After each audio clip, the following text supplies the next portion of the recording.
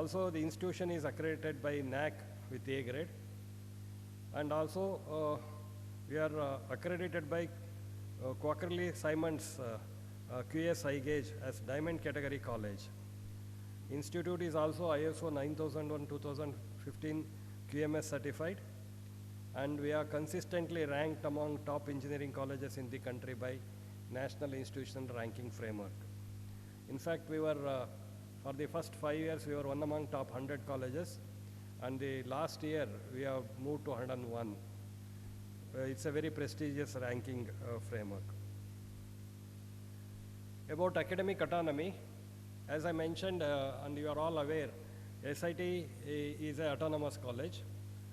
We got autonomy from Visvesvaraya Technological University from the academic year 2007 and 2008. AICT and UGC also have given their concurrence for this autonomy. And further autonomy was extended again by UGC in the academic year 17-18. So for again another 6 years, autonomy was extended. So you may ask, what is the benefit of academic autonomy and how we are different from affiliated colleges? Academic autonomy gives a lot of flexibility. So it allows us to design our own curriculum and conduct examination. So we conduct examination on our own. So university will not conduct the examination, we will conduct our examination. Likewise, the curriculum is also designed by the institute from our own Board of Studies and Academic Council, approved by Academic Council. Autonomy enables us to adopt industry relevant curriculum. That is another important aspect, the benefit of autonomy, industry relevant curriculum. And we don't follow the schemes like 2018 scheme, 16 scheme, something like that. We review the syllabus on a continuous basis as and when required. So there is no need for us to follow strictly a particular scheme. So provision for syllabus or curriculum as and when it is necessary. Examination dates are announced well in advance and conducted as per schedule. We never deviate from the schedule we are going to announce until there is any intervention from statutory bodies like university or AICT or UGC. Results are announced within a week's time from the last date of examination. This is the beauty of the autonomous colleges. So results will be out from the last day of exam, 1 week, within a duration of 1 week from the last date of examination. Autonomy allows us to, we have two special features through autonomy. One is make-up examination, another is supplementary semester. So make-up examination is conducted for the students who are securing X and I grades. I will explain in the due course what is X and I grade. We will understand that, and this make-up examination will normally be conducted within a week's time from the last exam, from the date of announcement of results. And the other thing is, we have, unlike university affiliated system, whenever a student fails in any particular course, student has to repeat the coursework. That means he has to re-register and attend classes. In order to accommodate this particular item, we conduct supplementary semester. That is, after the even semester before the commencement of odd semester of the next academic year, we conduct supplementary semester. And then with the academic autonomy, with the power given to us based on the our own curriculum and syllabi, we had introduced summer industry and research internships and also research component in the academic autonomy.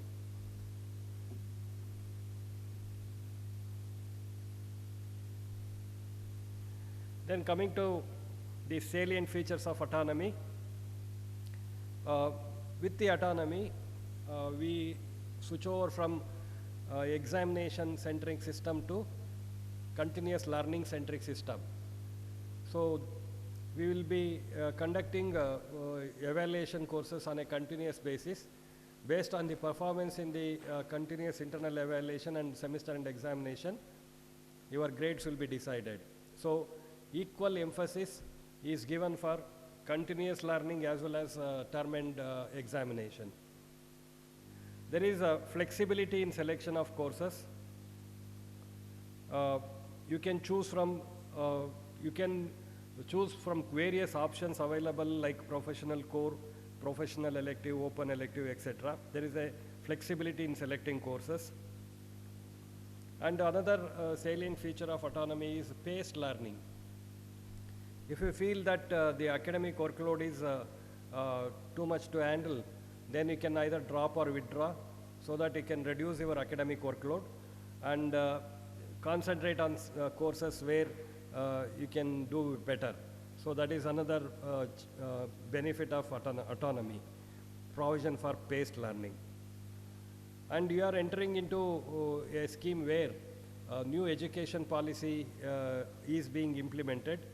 So unlike your earlier schemes where the degree was awarded based on acquiring 200 credits and 175 credits, you will be awarded degree after acquiring 160 credits. You are entering into a system where the degree will be awarded based on 160 credits for engineering programs and 260 credits for Bachelor of Architecture program. On an average, every semester you have to register for 20 credit courses. So all the courses after registering, if you add, the number of credits should be 20. And student can register up to 28 credits in each semester, including re-registered courses. What is this registration? What is this credit? I will explain in due course. For time being, you just understand that you will get degree after earning 160 credits, and on an average every semester you will have 20 credits. You can register up to 28 credits. In case if you have any backlog courses and you would like to clear that, you can go additionally take 2 more failed courses and re-register for that courses. So we normally call registering a failed course as re-registration, registering regular courses as registration. Okay, that also we will discuss in the due course. So yours is a 160 credit scheme, unlike your immediate predecessor who has to earn 175 credits to get a degree. Then this autonomy facilitates to finalize the calendar of events for the entire academic year. If you see our calendar of events, it specifies on day-wise all the activities that happens on the campus, right from starting of classes to internal assessment to semester and examination, cultural activities, etc., etc. All that will be chronologically listed in our calendar of events. Even the student activities, co-curricular, extracurricular, training programs, all that will be comprehensively indicated in our calendar of events. And once we finalize this calendar of events, as I mentioned, unless until there is any intervention from statutory bodies, we don't deviate. We ourselves will not deviate unless there is any intervention. And then continuous internal evaluation, we call it as CIE. It is based on your performance in your tests. We conduct 2 tests and 4 quizzes and 2 assignments. So 50% of the marks will be given to this, and this marks will be carried to the end, and the semester end examination will be conducted for 100 marks, and it will be reduced to 50 marks. Marks scored in CIE plus the marks scored in SEE, which is reduced to 50 marks, will decide the grade you will get. So that means your continuous internal evaluation has an equal weightage compared to your semester end examination. So that means in autonomous system, since the equal weightage is given to continuous internal evaluation, you have to be constantly on your toes to study continuous basis. It is not that you can study in the end and do well. If you study in the end, do well, only 50% will be counted. Remaining 50% is on a continuous basis. We call it as formative assessment. And semester end examination is a summative assessment. So this continuous internal evaluation happens through tests, quizzes, assignments, and seminars. And then autonomy allows us to conduct bridge courses and ability enhancement courses. Bridge courses are something where what industry expects and what our curriculum has, and if there are any gaps, if any. Normally, since ours is an autonomous institution, we bridge the gap on a continuous basis, and there will not be any curricular gap in terms of industry expectation. By chance, if there are any curricular gap in terms of industry expectation, Then we offer such type of courses as bridge courses. So that is what we mean by bridge course. Not many bridge courses are necessary as we are updating the curriculum on a continuous basis. So bridge course is a additional course conducted in order to fill the gap between the industry expectation and the curricula, what is available in the curriculum. And then another is ability enhancement courses. So this is certain things are required for, it is not just the academic knowledge, additional skills are also required, hands-on experiences, communication skills, teamwork. So lot many soft skills and additional technical skills are required from the, expected from the students. In order to build these skills, we normally conduct additional courses and we call them from this particular scheme, we are calling them as ability enhancement courses. Prior to this particular scheme, we were calling them as employability enhancement skills. And from this particular year onwards, academic year onwards, and in your scheme, we call the same courses as ability enhancement courses. That is the term coined in New Education Policy 2020, National Education Policy 2020. So we are having nearly 7 to 8 ability enhancement courses in your entire program.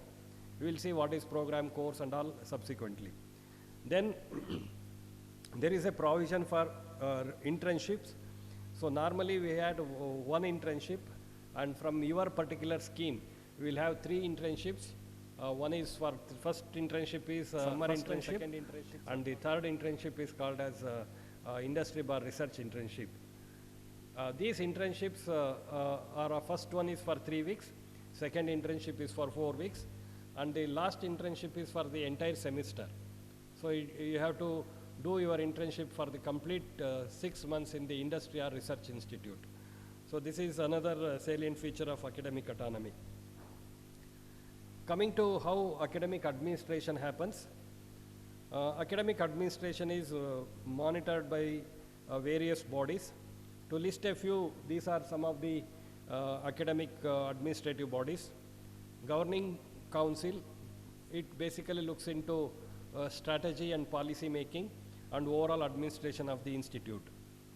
Academic Council, this is a apex body which is responsible for deciding what is the program to be offered and what should be the course content and what should be the evaluation criteria and additional certificate programs, diploma programs, anything that is to be offered, the curriculum, all needs to be approved by Academic Council. So it is going to look after all academic matters of the institute. So likewise, there are Institute Academic Affairs Committee, Department Academic Affairs Committee. So they all look into day-to-day activities of the academic activities, one at the institute level, other at the department level. Then we have Board of Studies and Board of Examiners. Board of Studies is responsible for drafting the curriculum and syllabi, and Board of Examiners are responsible for setting question papers and then doing result analysis. So these are some of the few administrative setups which are in place for effective functioning of autonomy and academic administration. Coming to definition of few keywords, I personally feel that understanding these keywords is very essential in order to understand the lingo of autonomy. So first thing is program. So to put it in simple words, instead of reading out what is there on the slide, academic program means degree. Suppose you enroll for mechanical engineering, Bachelor of Engineering in Mechanical Engineering. So that is a program. BE in Civil Engineering is a program. BE in Computer Science and Engineering is a program. MTech in Computer Science is a program. MTech in Transportation Engineering is a program. So it is an educational program in a particular stream of engineering leading to award of degree. So what all a program consists of? So it consists of events or activities like lectures, tutorials, laboratory work, field work, outreach activities, project work, vocational training, Vivos, seminars, internships, assignments, presentations, self-study, etc. So these are all programmed in order to award you a degree. So that is what we call it as a program. So you have joined for a particular stream of specialization in undergraduate program, Bachelor of Engineering. That's your program. Coming to a course, to put it in very simple plain language, it refers to subject. You are used to call biology, chemistry, physics as subject, but in engineering we call it as a course. So usually refers to a subject and it is a component of a program. So theory courses are a component of program, laboratory courses are component of a program, field work, project work, technical seminar, they're all components, they're all called as courses and they're all part of what we call the program. So that is what we mean by coursework. Course is nothing but subject. Then comes to credits, one term which we will never forget from here onwards. So credit refers to a unit by which coursework is measured. So you have understood what is a program. Program is a collection of courses. And then what is a course? Course is one where a combination of courses will constitute a program. Credit is a unit used to measure the coursework. So the criteria is, it is based on the number of hours of instruction allotted for a particular course. So for example, if a particular course has 3 theory hours, 3 lecture hours per week, then it is called as 3 credit course. If a particular course has 4 lecture hours per week, then that particular course is called as 4 credit course. So normally laboratory courses are for every 2 hours 1 credit will be allocated. For every theory lecture hours, for every hour of teaching 1 credit is allocated. So that is what is mentioned here. So you can see there for every lecture hour 1 credit, for every 2 hours of laboratory, practical, tutorial and field work 1 credit is allocated. Okay? So credit is a unit by which coursework is measured. Then audit courses. So normally audit courses means it's a bridge course where you can enhance your knowledge and skill without the benefit of credit. You can register and pass, or you may take exam, you may not take exam, but any credit earned through that will not be indicated in your calculation of SGPA or CGPA. It's only for the benefit of acquiring knowledge. So it's a bridge course, or it could be also be, you may treat it as an ability enhancement course, but not per se it is a ability enhancement course. Then coming to the next term, choice-based credit system. It refers to customizing the coursework. We can customize our coursework. In the entire program, there will be some percentage of professional core courses you must study. It is not optional. It is a compulsory subject you have to study. But there are pool of courses called as professional electives and open electives. You can choose any of the courses from that particular stream, group of electives, professional and open electives. So you can pick your own based on your area of interest, professional electives based on particular stream and open electives, and you can make your own kind of curriculum. That is why we call it as choice based. You have a choice to choose courses from pool of courses available. And it is a credit system because we call it as you have to earn specified amount of credit to get a degree. Based on how credit is decided, we have already discussed. So that is the reason why we call it as a choice-based credit system. So degree is awarded based on the number of credits, earning the required number of credits, and in earning that required number of credits, you have an option to choose from a variety of courses that are available to you. That is why the term choice-based credit system. Next important terminology or a jargon is course registration. It is mandatory that all students must enroll to the course at the beginning of the semester after paying the required tuition fee. So you have to pay the tuition fee and then go to your proctor and then register with proctor all the courses available for that particular semester. You cannot you cannot do partial registration in the beginning. In the syllabus, what are the courses available in that particular semester will be specified. you have to compulsorily register for all the courses with the proctor. If you find if the total workload seems to be heavy, you have option of dropping and withdraw. But in the beginning, while registering, you have to compulsorily register and register for all the courses that are there in the curriculum. So this process we call it as course registration. Failing to do so within the prescribed due date, it will attract a penalty of ₹500 per day. So henceforth, don't say that we are not aware of this rule. So in the calendar of events, we will be clearly specifying when is the last date for registration. Within that specified date, you need to pay the tuition fee and register with your proctor by filling the form available with the proctor. And that same gets transferred to your cumulative record. We call it as cumulative record that will be available with your proctor. We will discuss proctoring system later in detail. So that is what we mean by course registration. Then continuous internal evaluation. So as I already mentioned, both continuous internal evaluation and semester end examination will have equal weightage. So you have to, this continuous internal evaluation happens through tests, homeworks, tests, quizzes and something like that. So normally some faculty may not like to conduct quizzes. They may have their own evaluation criteria in the form of giving micro projects, giving assignments in a team, and making you to participate in group discussion on a particular topic. So, or he may ask you to make some presentation. So they are all part of continuous internal evaluation. The standard framework is tests, quizzes and assignments. Apart from this, instead of conducting quizzes, faculty may have his own evaluation criteria or evaluation tool. Depending on that, you have to undergo continuous internal evaluation. Then semester end evaluation, that will happen at the term end, and this will be covering entire syllabus.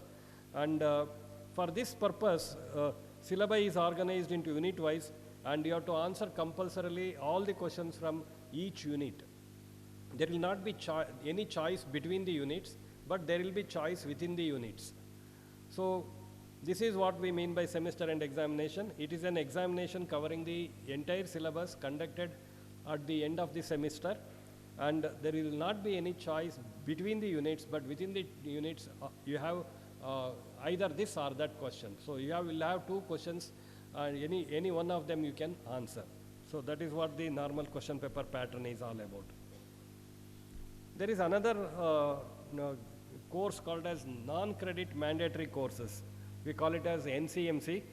Now this is a course which does not carry any credit, but compulsorily you have to pass. So to now most of the cases in, I think in your scheme, not many non-credit mandatory courses are there. Earlier, environmental science, Constitution of India, they were all considered as non-credit mandatory course. But I think now all these courses, including biology, universal human values, which are included in your curriculum, they all carry credits. So very few courses are there as non-credit mandatory. Even though either maybe one or two, it is necessary that you understand the meaning of this particular term. It is a compulsory course you have to undergo. Passing this course is mandatory for getting degree, but this particular course will not have any bearing on your SGPA or CGPA. And this will not also be considered for vertical progression. These are the 2 points. Passing is, 3 points, important 3 points. Passing this is mandatory for getting degree. It will not be used in computation of CGPA and SGPA, which I will explain to you later. And this will also not be considered for vertical progression. That means moving from first year to second year to third year, we call that as vertical progression. In moving from 1 year to next academic year, even if you fail in this particular course, this will not be considered in the number of failed courses. So that is what we mean by mandatory course, non-credit mandatory course.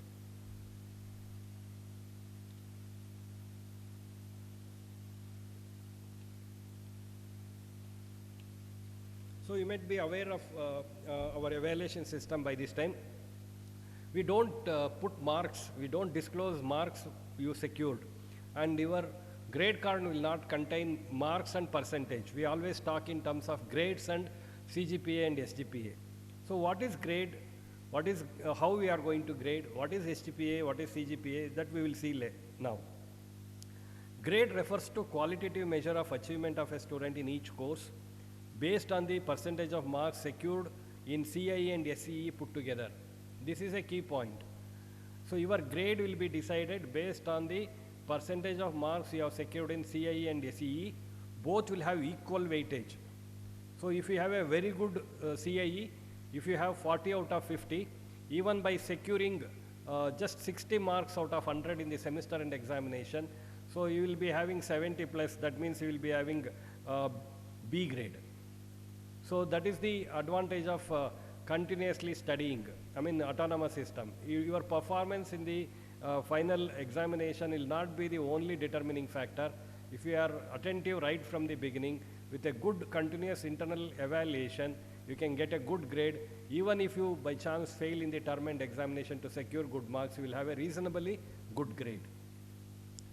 So grades are denoted, so it is a qualitative measure of achievement of a student in each course based on the percentage of marks secured in CIE and SEE put together. Another point you can observe there is grading is done by absolute grading. What do you mean by absolute grading, and what is the other term? There are two types of grading. Normally, institutions of our nature will always follow absolute grading. But if you refer to IITs and NITs, they resort to relative grading.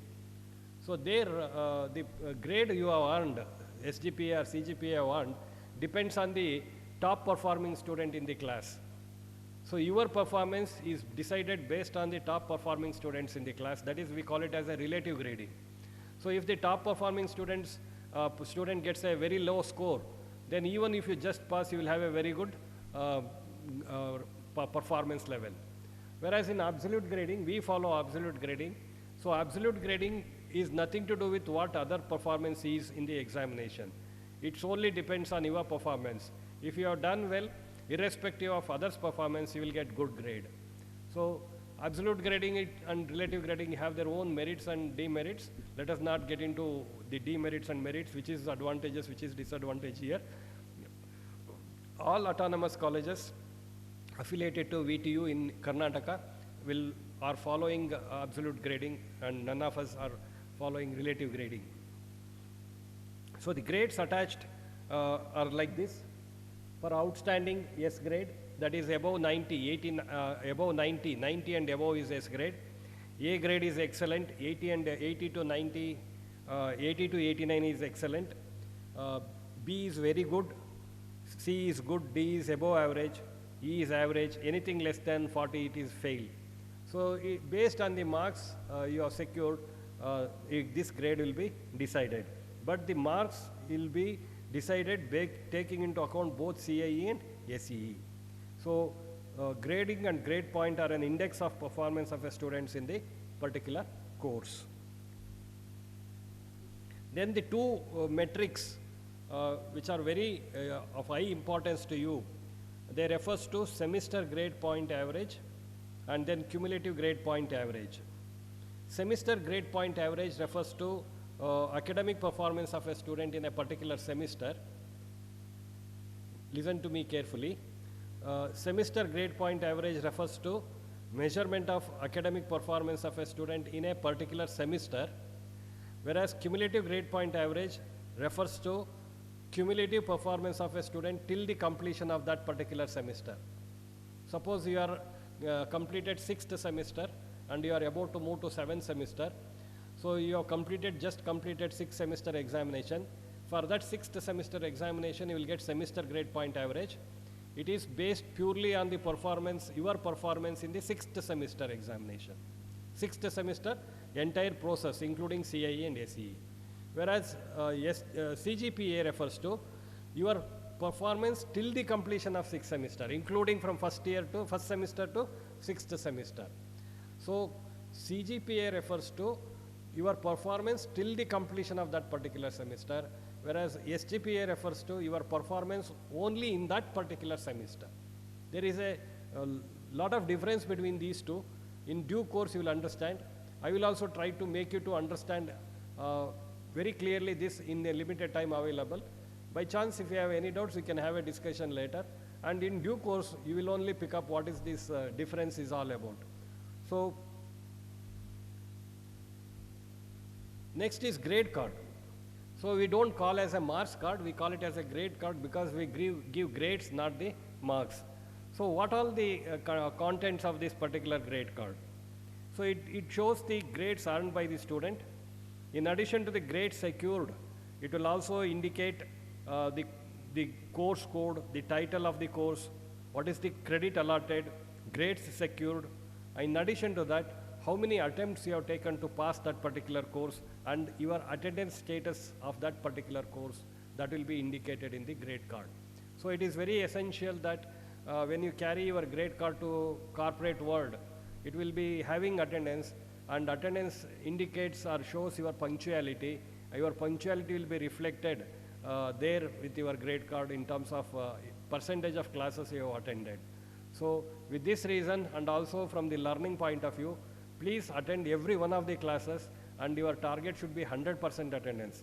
However, we have minimum of 85%, but your target should be 100%. So grade card is a statement of grades you have secured in a particular semester. For every semester, we will issue this grade card separately for odd semester and even semester. So when I say odd and even semester, first, third, fifth, seventh semester refers to odd semester. Second, fourth, sixth, and eighth semester refers to even semester. In between this odd and even semester, we conduct one more semester called as supplementary semester. This particular semester is for failed students.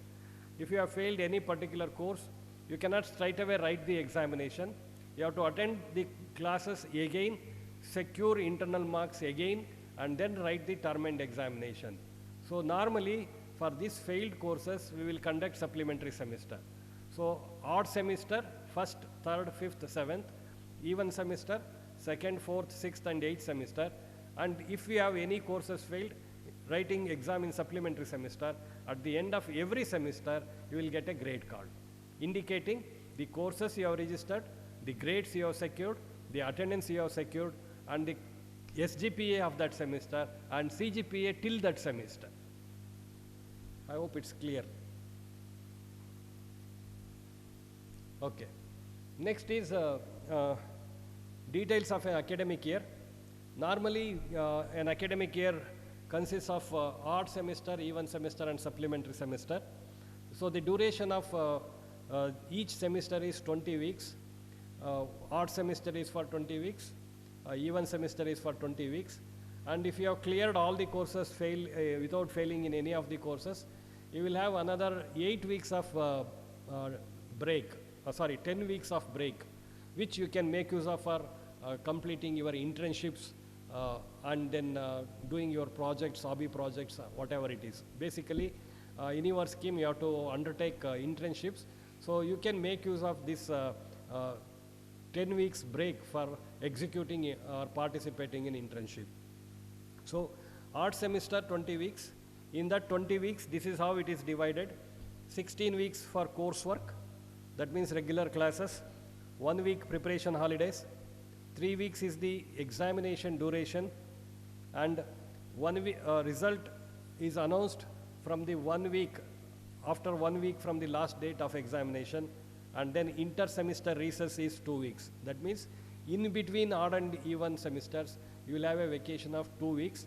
But in your case, since classes are started late, in order to bring your course on track, so we may not give any vacation in between semesters. So you have to do the academic work without break for initial period in order to bring back your academic things on track. So odd and even semester will be of same nature, 16 weeks coursework, 1 week preparation holidays, 3 weeks examination, and then result will be announced from the last date of examination within 7 days of the last date of examination. So this is what I mentioned, supplementary semester. This is for failed courses, normally 10 weeks duration. 7 weeks is coursework, preparation holidays for 0.5 week, that is 3 days. Examination duration is 1 week, and then between the next semester and your last working day, I mean last examination, 1 week vacation you will get. So based on this, we have prepared the academic calendar for your first semester. Normally when we prepare academic calendar, entire academic year, we will prepare, but unfortunately things are not still concrete. It is volatile. Nothing is very clearly available. Still admissions are going on, lot of issues are there. So we have prepared the academic calendar for only first semester. So your classes are starting with the 20th, on 20th December 2021 with inaugural program. From 20th to 1st January, you will have induction program. Theory classes will commence from 3rd January. First test date is announced. Last date for dropping of courses, second test. Likewise, the events and the dates are mentioned. Then compensatory test, last working day, preparation holidays, semester and theory examination, semester and practical examination. And internship is now here, it is indicated between first and second semester. We will have a relook into that. This is not final. So normally we will have internship after the second semester, but VTU has suggested to follow this particular format, so we have indicated. So except for your internship dates, all other are fixed now. Except for internship date, all other things are fixed now, including announcement of results. So things are very clear to you. You have to be very, what you call, on your toes and meticulous and very honest in your academic efforts right from the day one. So commencement of second semester is on 30th May 2022. This is subject to the condition that the internship is between first and second semester, but normally it will be done at the end of second semester. If that happens, there will be a slight modification to this academic calendar. So I have mentioned already what is registration. Students are required to register for all the courses on the date specified in the academic calendar. Registration is not permitted after the prescribed time period. You have to pay the tuition fee and register with your proctor by filling the registration form. This is compulsory, and don't miss this event in your subsequent semester. Since you are in first year, you don't find this particular process happening, but second semester onwards, you have to pay the tuition fee and go to your proctor, take the registration form and fill all the courses in that which are prescribed in your semester and submit the form to the proctor. Then you will enroll that in your student information system. Then only you will be said to have been registered. Otherwise, your registration process is incomplete. So don't neglect this aspect of registration. This happens in the beginning of every semester. So here there are two types of things. One is registration to even semester and registration to odd semester. So in registration to even semester, that is second, fourth, sixth and eighth semester. That means now you are in first semester. You have to, once you complete this first semester, you have to register for second semester. So while registering to second semester, irrespective of number of subjects you have failed, please listen to me carefully, irrespective of number of subjects you have failed in your first semester, you are eligible for registration to second semester. So only this question of vertical progression comes into picture when you are registering from even semester to odd semester. So that means you have completed second semester and then you have to move to the third semester. So from the even semester of previous academic year to odd semester of next academic year, when you are moving, while registration, there is a item that is to be looked into called as vertical progression. So when you are permitted to register for the odd semester of the next academic year means when you have satisfied the criteria of vertical progression. What is that? We will see later. But from odd to even semester of the same academic year, from the odd to even semester of the same academic year, you don't have any restriction. You can straight away register to even semester. So that is what we have mentioned. All the students are eligible from odd semester to even semester irrespective of number of F grades. Next is, this is what I was mentioning. You cannot have more than 4 courses, F grade in more than 4 courses. So you have to pass as many courses as possible. The preferable thing is you should not have any backlogs. At the most, you can have F grade in 4 courses. If you have F grade in less than or equal to 4 courses, then you can register for the next academic year. Otherwise, you are considered to be a year back student. That means you have to stay in your current status, clear all the backlog courses, and then move to next semester in the next academic year. Okay? So I would like to mention here that this condition is again subject to the guidelines issued by the VTU and also AICTE and UGC. With the new National Education Policy 2020, this particular criteria is under consideration. This may be removed, this clause may be removed, but as of now it still prevails. So if it is removed, we will intimate you. Unless until it is intimated to you, you have to assume that this particular clause is there for you also. Okay? So that means if you have to move to third semester, you should not fail in not more than 4 courses in some courses put together in first and second semester, excluding mandatory courses. Mandatory courses are not considered as part of 4 courses. Okay? Then another clause is for registering to final year, you have to complete all the courses of first year. Without passing all the courses in the first semester, you are not entitled to register for the final year. Even though you have only one course which is of first year, you are not entitled to register for final year. Even though you have satisfied the first condition, the second condition is for registering to final year, you have to clear 4 first year courses and should not carry more than 4 courses. As I mentioned to you, this is under consideration for revision. If this is revised, we will intimate you, otherwise this condition prevails. As I mentioned to you earlier, 100% attendance should be your target. But however, we have fixed 85 as the minimum attendance that needs to be secured. And in case of any eventuality like hospitalization, participation in university sports competition, cultural activities, academic matters such as seminars, workshops, paper presentation, then you can miss some classes. You may miss some classes during this period. And if you have missed any of these classes, any of the classes for these purposes, and if you have secured 75% attendance, then your attendance will be condoned to enable you to write the semester end examination. This condonation is available, facility is available only if your attendance is minimum 75%. If your attendance is 70% and if you show all these documents, your condonation will not be under consideration. Please remember this: hospitalization, participation in any university activities or academic competitions, that is valid only if your attendance is more than 75%. To consider you to make it 85%, then only it will be considered. If your attendance is 75%, less than 75%, under any circumstances, you are not eligible to write the examination. So you please make it a point to attend classes regularly without missing any of the classes.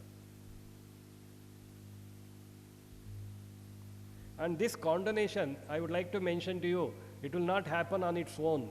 You have to check with your concerned faculty, find out what is the percentage of attendance, and if your attendance is between 75 to 85, you have to give a request letter to principal and give all the necessary documents for either attending inter-university competitions or hospitalization. Then get the recommendation from HOD to the principal that your attendance may be condoned, then only it will be condoned. Otherwise, your attendance condonation will not happen automatically.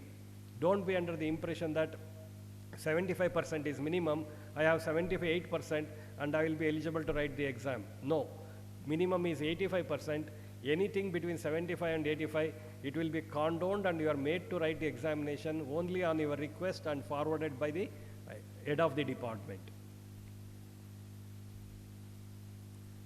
And I would like to make it is very clear that it is your responsibility to check the attendance regularly and make sure that you have required attendance.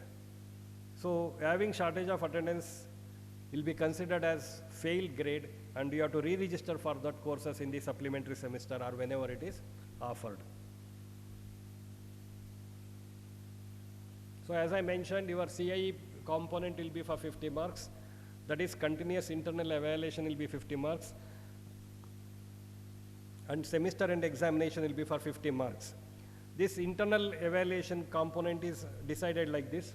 Out of 50 marks, 34 marks is evaluated based on 2 tests, and remaining 12 marks will be evaluated based on 4 quizzes. Of course, we are mentioned here as quizzes, but need not be a quiz. It could be any activity. It could be anything like given seminar, it could be group discussion, it could be real quiz, or it could be any what you call assignment, in addition to the 2 assignments. So that 4 quizzes, by per se, it is not just a quiz, it could be any evaluation activity decided by the faculty. So that will be for 12 marks, and remaining 2 assignments will be for 4 marks. So overall put together, your 50% assessment in the course will be over in the CIE. Then test will be conducted in a prescribed time only. So normally first test will be after the 6 weeks. That means it will happen in the 7th week. And second test will happen after 12 weeks. That means normally it will happen on the 13th week of your semester. And then due to any extraordinary reasons, if you have missed any of the test 1 or test 2, you will have a provision for under valid grounds approved in advance to appear for compensatory test. It is not your right to claim for compensatory test without intimating the faculty and the head of the department. So it is permitted under genuine reason, and it will not be for any improvement. It will be only for the inability to attend your either of the first or second test. And this will be conducted during the 14th and 15th week. So never venture into taking compensatory test, because the compensatory test will have the syllabus of entire course, whereas portions or syllabus for test 1 and test 2 will only be the what is being discussed in that particular time period. For example, test 1 happens after 6 weeks, so the portion covered in the first 6 weeks will only be there for the test 1. Second test happens in the 13th week, portion covered from 7th week to 13th week will only be there in the second test. And if you miss that test and if you write compensatory test, the portion will be for the entire syllabus. So with that, it is your duty to see that you take all the regular tests without giving room for attending compensatory test. So normally this is how quizzes are conducted, but this is not a rigid framework. Faculty can have its own time duration for conducting quizzes. So assignments, how it is evaluated. Normally I mentioned assignment is for 4 marks. So what will happen, a faculty may give 2 assignments for 25 marks each. So, and based on the total marks obtained, let us assume you secured 15 out of 25 in both the assignments. So the marks secured is 30, total marks is 50, 30 divided by 50 is what you call how much it is, 30 by 50, 0.6, 0.6 into 4, 2.4. So the marks secured out of 4 will be 2.4. That is how assignment marks are decided. This is the formula used for calculating your performance in the assignment. Then duration of test. Test will be for 30 minutes. Semester end exam will be for 3 hours. And duration of quizzes will be for 30 minutes. Duration of test is for 90 minutes. And exam is for 3 hours. Quizzes will be for 30 minutes. Then question paper pattern. So question paper pattern means it covers all basic knowledge, acquired skill testing, as well as your ability to apply the learned concepts in solving the problems. So it could be both theoretical oriented and analytical oriented. Semester end examination will have 10 questions. We will normally have 5 units, 2 questions from each unit. So totally 10 questions. You have to answer any 5 questions, choosing at least 1 from each unit. That means you will not have any choice between the units. Within the unit, you have 2 questions. Out of 2 questions, you can answer any one of them. So that is how the question paper pattern will be. As far as test is concerned, there will be 3 questions. All questions are compulsory, and you will not have any choice in tests.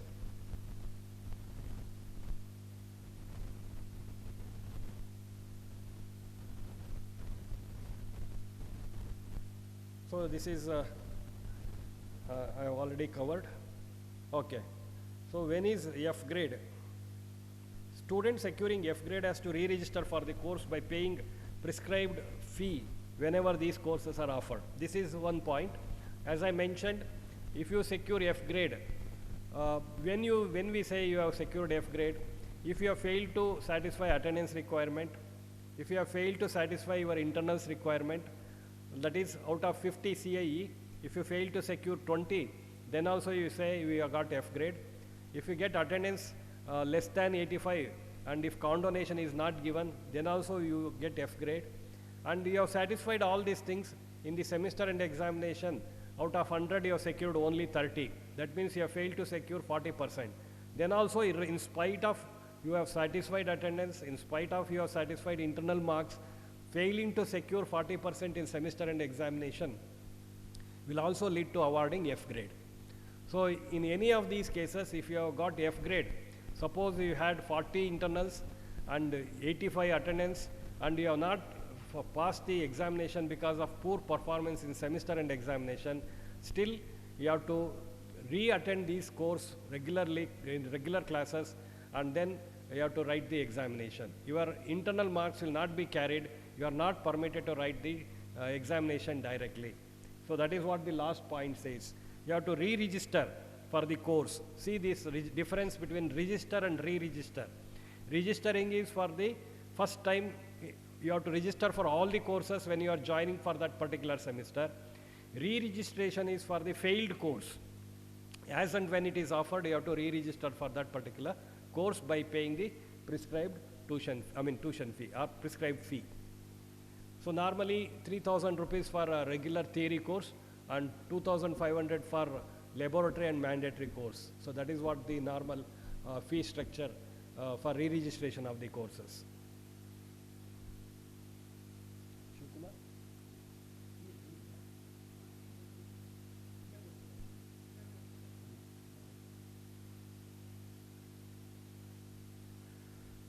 Okay. So if a student fails to get 40% total marks, then he will get F grade.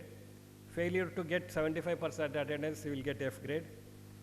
And if a student fails to get 40% of total marks allotted in SEE, then also is considered to be failed. Then there are two options for you. One is dropping, another is withdrawing. I think I already mentioned to you, if you have to register for all the courses in this semester, we have no option to register partially, but once you register and when you undergo academic work, if you find the academic work is burdening and if you are not able to cope with the academic work, so you can drop a particular course. So normally dropping happens after the 6th week. That means after you write the first test, if you are not able to do well in the first test and if you feel like dropping that particular subject, then you have a form to fill, you fill that form and then through the concerned coursework faculty and the head of the department, you have to forward that letter to the Dean Academic. So then we will permit you to drop that particular course so that you can focus or concentrate on other courses and do well in the remaining courses. So what is the advantage of dropping a particular course? I will explain to you. Before that, let me explain another option of withdrawing the course also. So if you drop a course after the first test, it is, if you request a request for not studying after 6 weeks, it is called as dropping. And after writing second test, if you have written well in the partially well, okay, that kind of thing, and in the second, hoping to improve in the second test. Suppose if in the second test also, if you are not able to do well, then what you can do is you can withdraw after the second test. So now we have understood what is dropping and what is withdrawing. If you withdraw the course after the first test, it is called as, if you send a request for not able to study a particular course after the first test, it is dropping. And if the same request is made after the second test, it is withdrawing. Now we will see what is the advantage and disadvantage. So if you withdraw course, this course will not be indicated in your grade card as you are registered. if you drop a course, it will not be indicated in the grade card. So that means you have not registered that course at all, and this will not come into picture in your computation of CGPA and SGPA. Whereas when you withdraw a particular course, this will be indicated in the grade card, and it will be considered in the calculation of your SGPA. So that means dropping will not be considered in calculation of your academic performance, whereas withdrawing, you will get considered your academic performance will, your performance, that is SGPA, will consider the course withdrawn. But then you may ask, why should I withdraw the course? So if you withdraw a course, when you are re-registering for the course, you need not have to pay the registration fee. That's all the benefit you get. If you drop a particular course after the first test, you will have all the advantage. One advantage is you will not be, it will not be considered in the announcement of result and computation of SGPA and CGPA, and you need not have to pay the fee when you are re-registering for the course. Whereas in case of withdrawal, it will be considered for the calculation of grade SGPA, but you don't have to pay for the registration when you are registering for the next particular course in the next semester. Is it clear? Any questions on this? Any questions till now what we have discussed?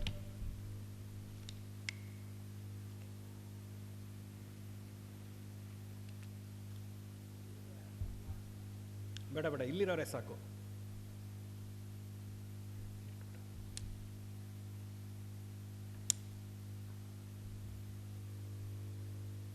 We can proceed.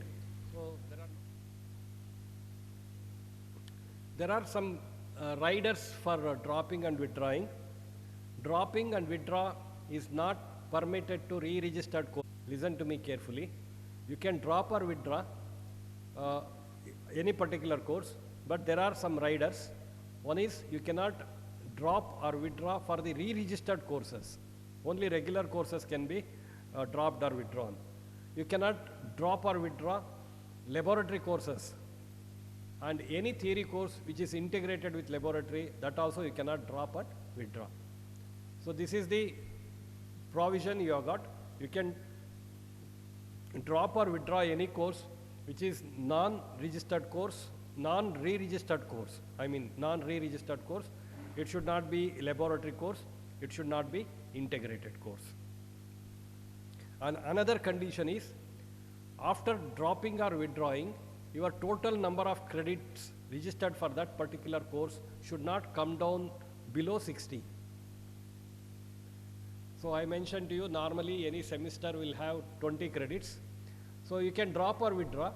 So how many you can drop or withdraw? Can you drop all 3 subjects? No.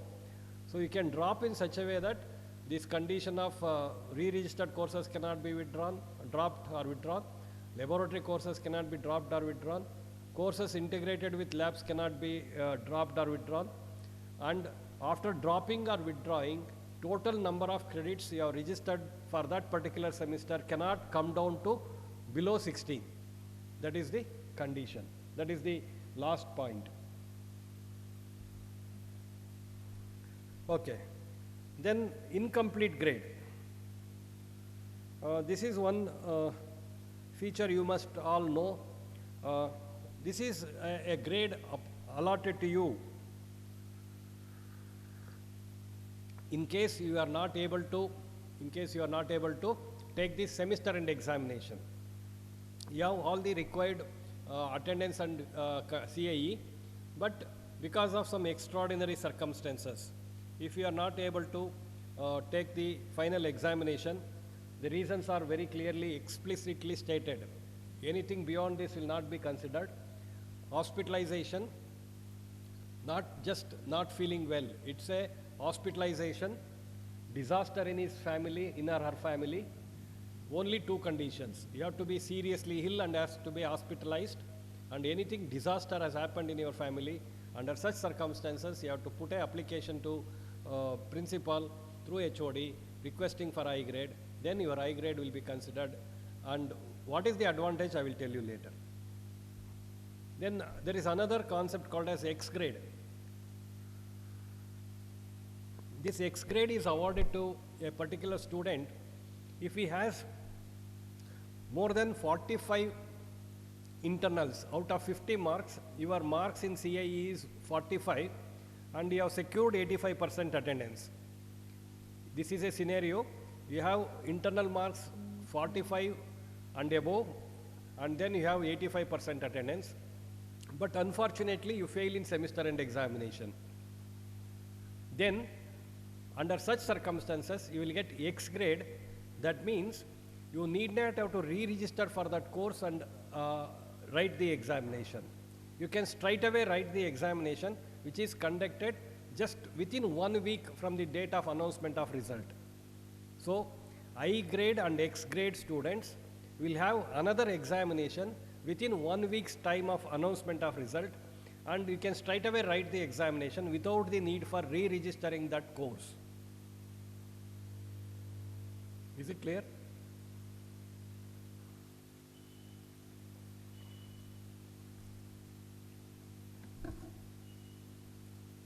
So these are two things.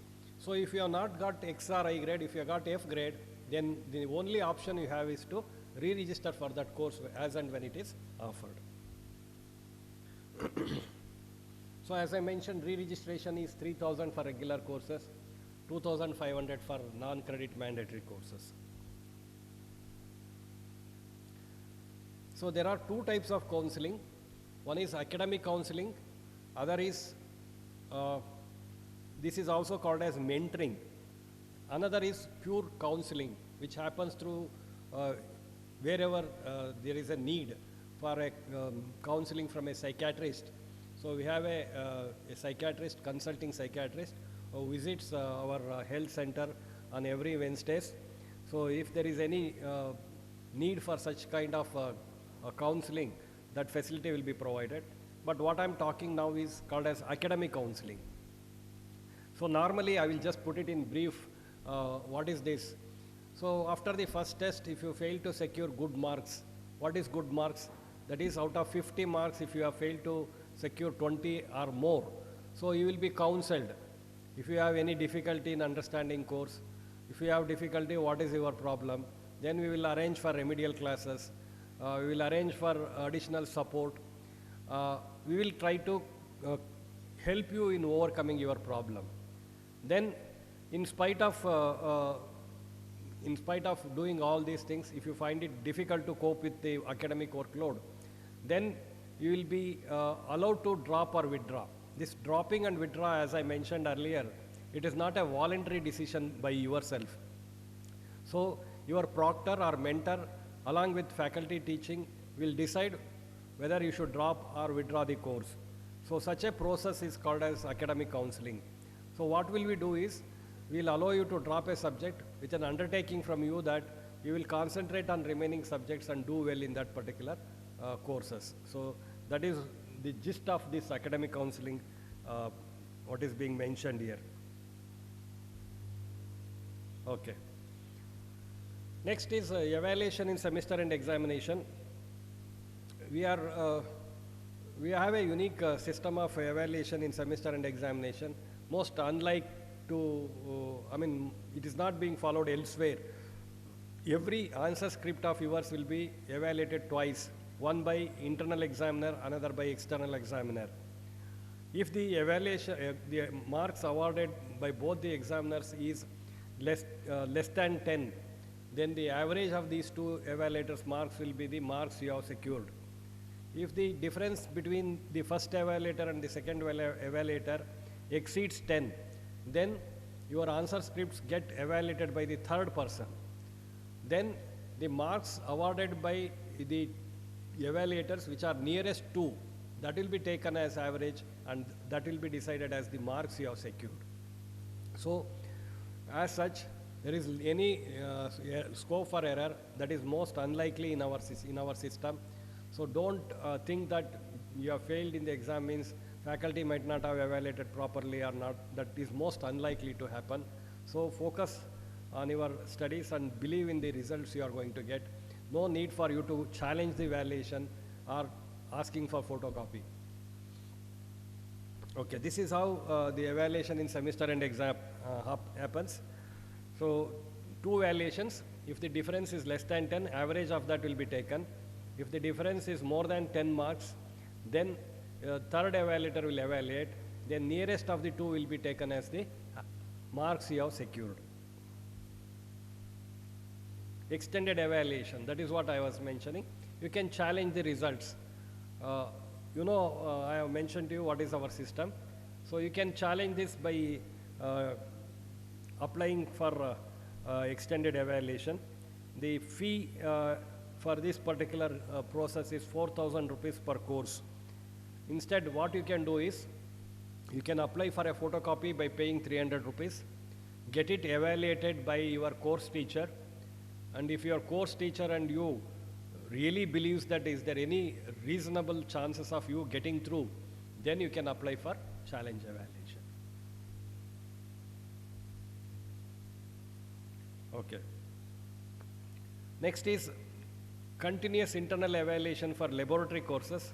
So what I have mentioned, that 2 tests, 4 quizzes and 2 assignments is for theory course. So how will CIE happens for laboratory course?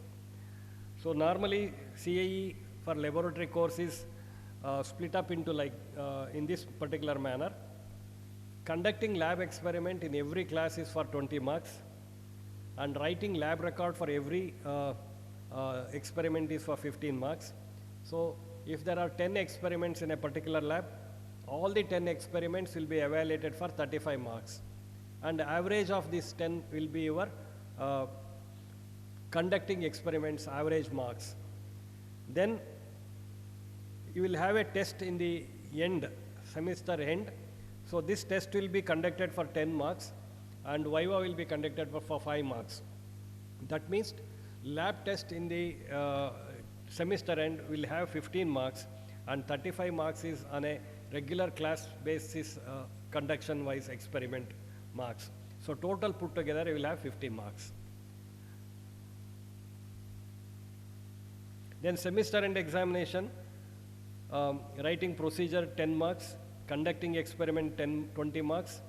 That means conducting experiment means you should get the output, and then analysis of data and interpretation of results, that is 10 marks.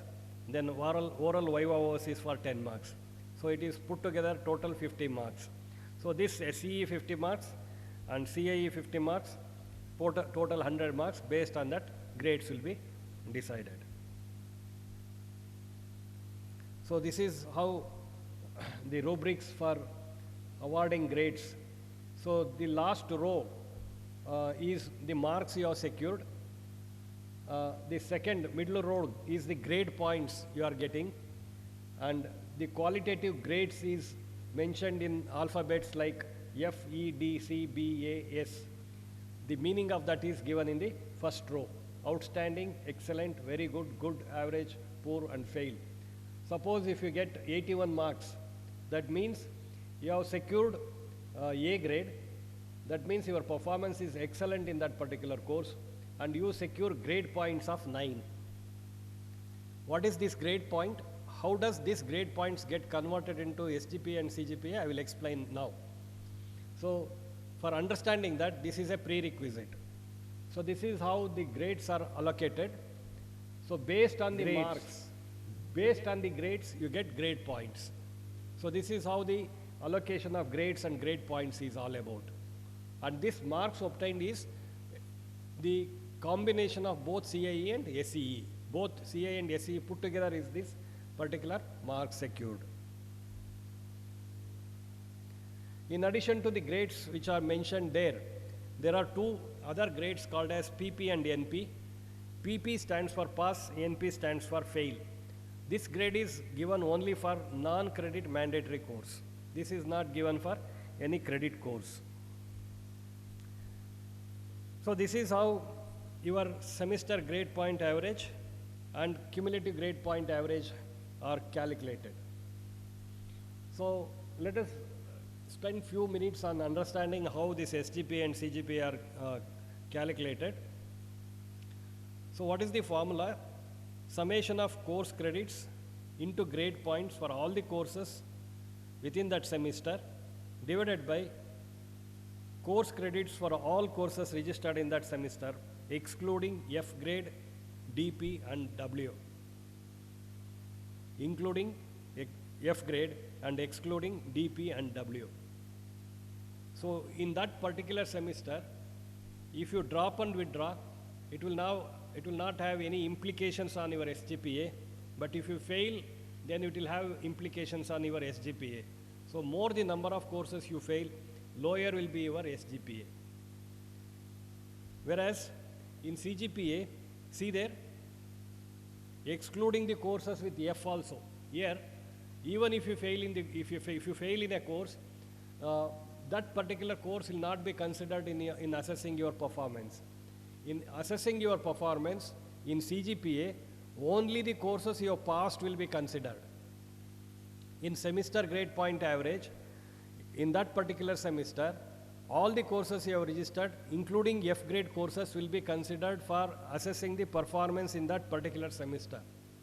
Whereas for computing CGPA, up to a particular semester, only the courses in which you have passed will be considered. So I will illustrate with example, you will understand it better.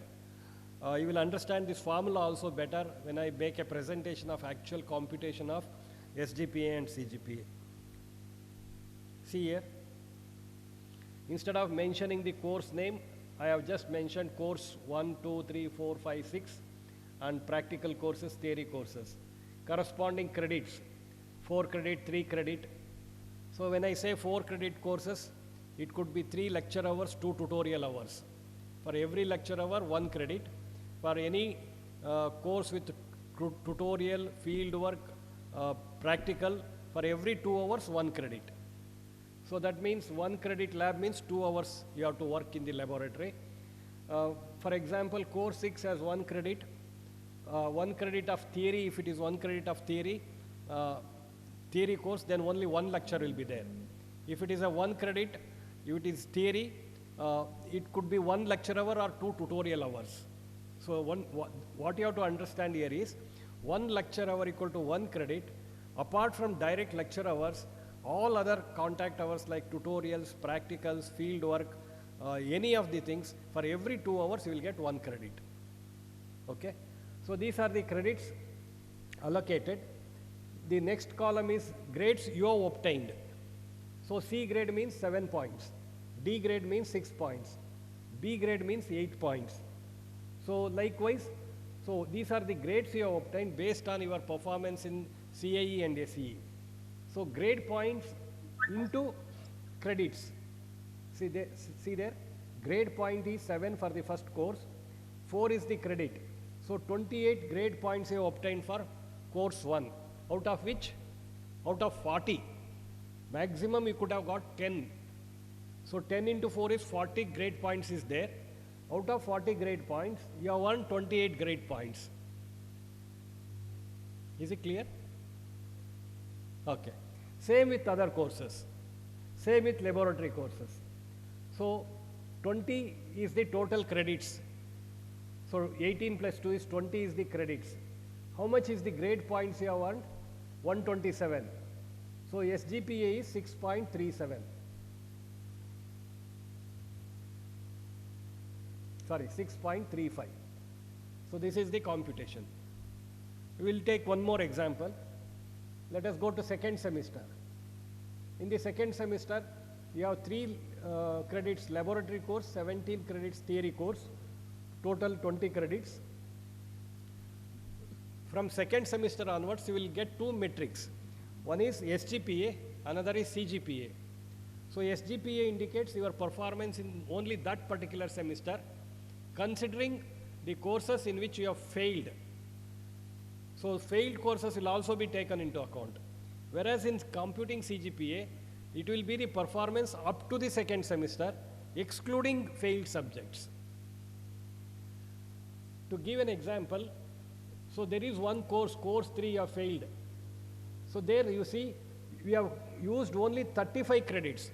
Why 35 credits means 3 credit course you have failed, which particular 2 credit course you have failed. That means out of 20, you have cleared only 18 credits. So that is why in the denominator 18 is there. See here.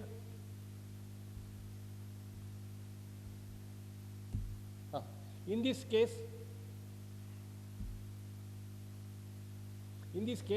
one particular course 4 you have failed, which is of 3 credits.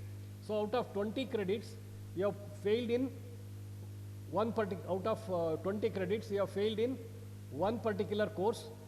Here 3 credits, there 2 credits. So out of 40, only 35 credits you have earned. So while calculating CGPA, we are going to exclude the grade points you have earned from the failed subject. Whereas in calculating SGPA, the failed courses is also considered in assessing the performance. So this is a procedure which is being adopted in computation of CGPA and SGPA. It may look little bit, it is not such a rocket science. You can understand over a period of time. Probably since you are listening to it for the first time, maybe there are some confusions, but there is nothing to get confused. You will get used to this over a period of time. Then you have failed in 2 courses, 3 credit course in the first semester and 2 credit course in the second semester.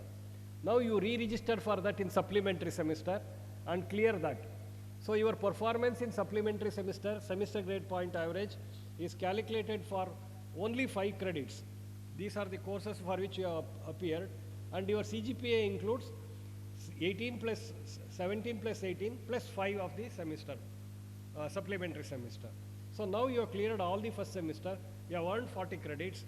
So your cumulative grade point average after the supplementary semester is 7.58, which includes all the courses you have cleared till now. Whereas semester grade point average indicates only your performance in that semester. Suppose if you have failed in any one of that semester, then SGPA would have been far less, because only both the subjects will be included, but the grade points you earned become very less. So your SGPA will still become less, but it will not have much impact on CGPA, because that failed course is not indicated in computing cumulative grade point average.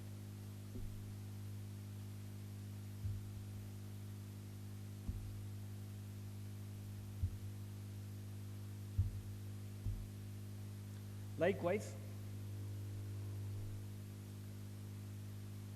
for all the 8 semesters, what is the total credit, what is the grade points you have earned, and what is CGPA, it will be computed like this.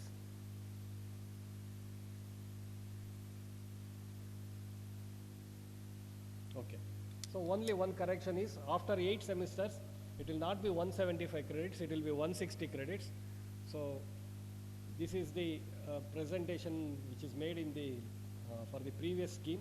So it has remained 175. Most of the places we have changed it. So only here it is left out. So it is not 175, it is 160. After completing all the 8 semesters, you have secured 160 credits, and the grade points earned divided by 160 will fetch you cumulative grade point average. So finally what matters is what is your CGPA, but what is the consistency in which you have got SGPA. So erratic performance indicates that you are not a quality student. One of the attributes an employer look for is your consistent academic performance. So make it a point to do well, consistently well, without any erratic performances, having 9 in one semester, having 7 in another semester. That is a clear reflection that you are not a consistent, means you are not a quality graduate. So even if it is 8, 8.5, doesn't matter, you need not have to reach 9, but consistently you should get in that particular range. So your range should be as minimal as possible to be considered as a quality graduate. So employer will look for this particular criteria, consistent academic performance. So always make it a point to have consistently good grades in each of the semesters. So there are something written like it will be average to second decimal. If there is a tie, how we decide a rank. So this is not much consequence to you. So it is a natural outcome of you doing well. So you can read this and get to know about these things when we provide rules and regulations for governing the functioning of autonomy. Then coming to percentage equivalence of CGPA. So this is what the CGPA is, because some places government organization may ask for percentage. The formula used is CGPA minus 0.75 into 10. So that will give you the percentage equivalence. So if your CGPA is 7.75, then you are considered as 70%, that is distinction. So don't be under the impression that 7.25, I got 72%, I am distinction. No. If you want to be considered as distinction student, 7.75. That's why many companies put condition that your minimum CGPA, most of the companies ask for minimum 7.75 CGPA. And it will be always ideal to have 8.25 CGPA. 8.25 CGPA without any backlogs at the time of placement process. So the simple formula used is your CGPA minus 0.75 into 10, that is the percentage. So first class, second class distinction, this is how we are going to award your degree. Any doubt? So as I mentioned, supplementary semester is for F grade or even dropped and withdraw courses. For that also you will have supplementary semester. So you can, if you have failed, if you have dropped or withdrawn, it's always advisable to complete those courses in supplementary semesters. Okay, proctorial system. As I mentioned, each one of you, from tomorrow onwards, you will report to one faculty member. He will be called as a proctor or a mentor or a faculty advisor. So any of these words can be used, but in our institute we use proctor. And we call this whole system as proctorial system, but some institutes call it as mentoring system. So what is that proctorial system is all about? You will be attached to 20 of you will be attached to one faculty member, and he will be acting as a local guardian. He will help you in solving your many problems, including personal problems, academic problems, and also he will help you in choosing electives like professional elective, open elective. Also he will help you in implementation of activity points. So he will be like a caretaker for you at the institute level. So you will get to know who is your proctor tomorrow. More about that will be briefed by Dr. Lata Shankar in the next session. So just wait for another 15-20 minutes. I will complete my presentation. Later on, she will be addressing how the next 2 weeks program will unfold. Okay, so this induction program, as I am mentioning, she will be the one who is acting as the coordinator, faculty coordinator, and she popularly calls it as SIP, SIP. It is called as Student Induction Program.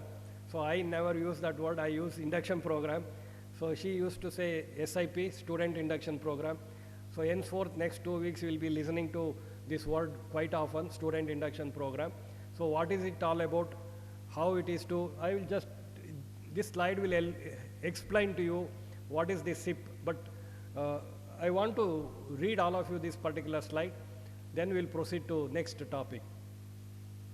So this is normally a 3 weeks program with the intention of making you comfortable in the new environment and opening you up, and also to set a healthy routine, create a bonding with your batchmates, and develop a deep understanding between faculty and yourself, and develop awareness, self-awareness, and sensitizing you to understanding other people's feelings, and making you to understand your responsibility in upkeeping the ecosystem of this Mother Earth. So with this intention, this student induction program of 3 weeks is mandatory. A student who has failed to attend this student induction program will not be awarded degree in the 8th semester. So if you lose classes, if you are not present for the classes, if you are shortage of attendance, then you will be in trouble by the time you reach 8th semester.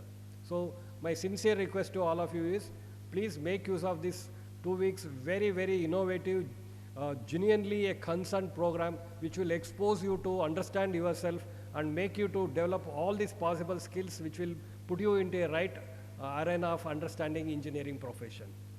So next 2 weeks will be student induction program, and more on that will be elaborated by Dr. Lata Shankar in the time to follow. I've almost come to an end. Employability enhancement, another 5-10 slides. Normally, either two, we used to do these 3 employability enhancements training programs. Each one is of 36 hours duration, normally. But in your scheme, we have many courses of such nature. We call them as ability enhancement courses. See here, it is employment enhancement courses, but now we have recoined this terminology, and we are calling it as ability enhancement courses, AEC. We have 7 such courses. All the courses have credits. All the ability enhancement courses have credits, and all this will focus on making you more skilled in implementing the knowledge which you have learned in your 4 years profession. It's all more about providing you hands-on experience and your ability to implement the things which you have already learned. That is the sole motto of introducing that ability enhancement courses or employability enhancement courses. So you will get to know more about this when you see your curriculum, which are all the domain-specific or program-specific ability enhancement courses. Okay. I think last but one point, AICT activity points, a very serious issue which most of you neglect, and in the end you will be in deep trouble. So it is a initiative from the All India Council for Technical Education in order to develop soft skills, leadership qualities, team spirit, and to also build entrepreneurial capabilities and societal commitment. In order to match these multifarious requirements, these AICT activity points have been introduced. So following are the suggested activities. See this, just have a look into this scope of activities included in AICT activity points. It is mandatory for all the students to participate in any one of these activities. So what you can do is, you can take any one of these themes and you can work on that for almost 300 hours in the entire program. And if you do so, come with a concrete, innovative solution for any of the problem you have chosen that can be converted into your internship 1 and internship 2. And even your what you call industry internship, that is again 1 full semester. So you don't have to carry out again additional internships, provided your AICT activity points focuses on any of these points and you come out with a concrete proposal to solve a genuine idea which you have chosen and which will improve the particularly the rural lifestyle. So don't take it as a burden. Do seriously participate in this AICT activity points, and you convert this into part of your internships. That will give you a lot of leverage for you in your academic program. So you don't have to spend your valuable vacation to stay back here and work. So you can go home and enjoy your vacation, provided you carry out AICT points to convert that into internship. Otherwise, you will not get any vacation till the completion of your degree. So that will be very tough, not going home and staying here for 4 years. That will be very, very tough. So convert, and in that direction, this is very, very important. And without completing AICT activity points, your degree will never be allotted. So if you have completed all the courses, and if you have failed to complete this, then you have to stay back, complete these 300 hours of AICT activity points, and then get it passed, then only your degree will be awarded. Then termination from the program. So you are admitted to 4 years bachelor's degree in engineering or 5 years architecture program. The normal duration for completion of BE is 8 years and architecture is 10 years. So if you are exceeding this, then you are losing the degree. You will not be permitted to continue. So within the maximum allotted time period of 8 years for BE and 10 years for architecture, you have to complete the degree. Otherwise, you will be terminated from the program. So these are some of the requirements for award of degree. You should register for 160 credits and earn that 160 credits. There should not be any F grade in any hardcore course. At the end of 8th semester, your CGPA should be greater than or equal to 5. You should have passed all the prescribed mandatory courses. You should not have any disciplinary proceedings pending against the student. Should not have any dues to the institution. So under these conditions, if you are satisfied all these conditions, your degree will be awarded. You will be recommended for award of degree to Vishveshwaraya Technological University. So there is one more option for you. Those who are extraordinary, those who can do really great things during the academic 4 years of academic life at SIT campus.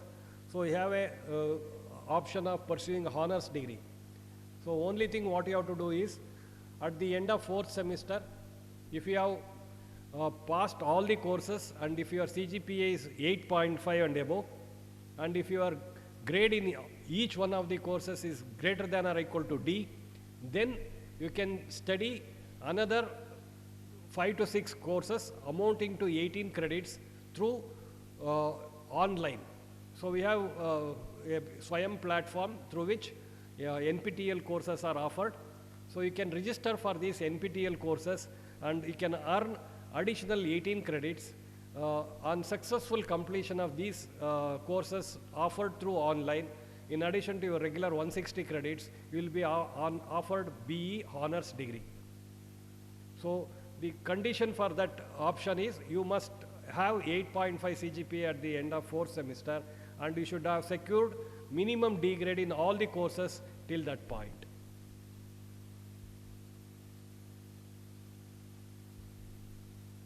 Then medals. There are 66 gold medals instituted by the college and various philanthropies. So we have 27 gold medals instituted by SIT, out of which the most coveted medal, Sri Sri Shivakumara Swamiji Gold Medal for an UG student securing highest CGPA for the entire institute. Cutting across the program, CGPA will be honored with Sri Sri Shivakumara Swamiji Gold Medal. It's a very prestigious award, and bagging that will be the institution topper. So another other 27 medals, in every topper in the particular program of study will be awarded with a gold medal. And there are many medals awarded by philanthropists for securing highest marks in a particular course, for securing so much things in the project work, something like that. So all that will be there. So this will definitely motivate you to do well in the academic program. 38 such medals are instituted by philanthropists. So finally, the roadmap for academic success: regularity to the classes, regularity in studies, attending all quizzes, attending all tests, submission of assignments on time, thorough preparation for end semester examination, improvement in communication. End result is good CGPA and placement. Thank you. So any questions? Please ask at least 1 or 2 questions so that the people online will understand that there are some people who are attending offline. So from your side and on behalf of them also, if there are any questions, you please ask. Yes, there is one person. When? Everything is asking when or how the proctors will be assigned. Fine. So your proctors are already been allotted. You are just yet to know who are your proctors. So when you are announcing, madam? Tomorrow. Now Anbalagan and Lata Shankar are waiting for making their presentation. So after Lata Shankar presentation, you will get to know when is the department visit. During your department visit, you will get to know who is the proctor. Most likely it will happen tomorrow. Okay. Any other questions? Side?